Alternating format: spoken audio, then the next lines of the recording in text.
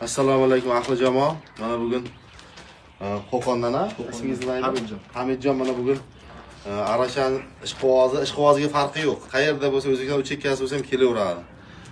Ishqivozligidan mana ustozimizni qo'rasini ko'rgani kelgan ekan.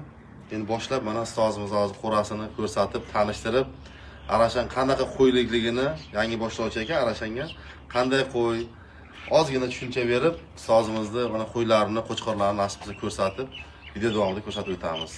Qo'y boqinglar. To'rtta qo'yni haydab, tolada yuringlar-da, tafakkur qilishga zo'r vaqt. Endi u ham qaysi, ammo musulmonlarni tashab qo'ysalar tafakkur bo'ladi. Mana umuman tafakkur qildirmay qo'ydi bizni. Ma min nabiyyin illa wara'al g'anam deganlar Rasululloh. Payg'ambarki bo'lgan, albatta qo'y boqqan. Chunki kishi tolada ketmoq chopar ekan, yonida hech kim yo'q. Yo bir tolada suv qo'yar ekan, yo bog'bonchilikni qilar ekan, yo qo'y haydar ekan, tafakkur qilishlikka fursat bo'ladi.